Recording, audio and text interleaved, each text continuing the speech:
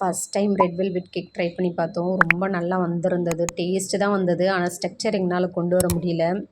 அதுக்கு 1 கப்பு மைதா, 1 cup powder sugar, 1 spoon kho kho powder, ஒரு 1/2 spoon baking powder, 1/4 spoon baking soda சேர்த்து நல்லா சலிச்சு எடுத்துக்க வேண்டியது தான். அதுக்கப்புறம் பார்த்திங்களான்னா பால் 1 கப்பும் அதில் வினிகர் 1 மூடி சேர்த்து அது தனியாக எடுத்து வச்சுருப்பா முன்னாடியே. ஏன்னா அது கொஞ்சம் புளிக்கணும்.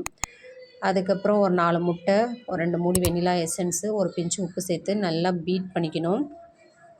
பீட் பண்ணதுக்கப்புறம் நம்ம பவுட்ரு பண்ணி வச்சோம் பார்த்திங்களா, அந்த பவுட்ரு சுகரு அதை இடையில சேர்த்து நம்ம பீட் பண்ணிக்க வேண்டியது தான். அதுக்கப்புறமா ஆயில் 2 ஸ்பூன் சேர்த்து பீட் பண்ணதுக்கப்புறம் நம்ம இந்த ஃபுட் கலர் சேர்த்துறோம்.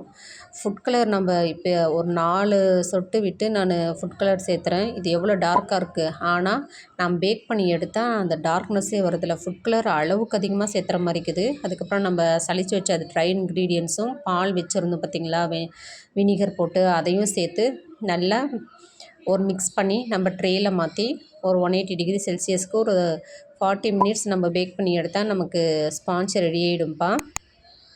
அதுக்கப்புறம் நம்ம சீஸ் க்ரீமையும் மில்க் மேடையும் விப் பண்ணி எடுத்துக்கணும். அதில் ஒரு மூடி வெனிலா எசன்ஸும் சேர்த்துக்கணும். விப் பண்ணதுக்கப்புறமா நம்ம எப்பவும் போல் விப்பிங் க்ரீம் விப் பண்ணுவோம் பார்த்திங்களா, அதோடு சேர்த்து இதையும் விப் பண்ணிக்க வேண்டியதான். நம்ம சுகர் சிரப்லேயும் கொஞ்சம் மில்க் மேடு சேர்த்துடணும்ப்பா, டேஸ்ட்டுக்காக தான் இதெல்லாம். அதுக்கப்புறமா நம்ம ஸ்பாஞ்சு போட்டு நம்ம டெக்கரேட் பண்ணிட வேண்டியது தான். டெக்கரேட் பண்ணிவிட்டு நம்ம பார்த்தா அந்தளவுக்கு, ஏன்னா நம்ம இந்த ஸ்பாஞ்ச் எடுத்து மேலே டெக்கரேஷனுக்கு போடணும். ஸ்பாஞ்ச் அந்தளவு டார்க்னஸ் வரலை, கலர் கம்மியாக இருந்தது.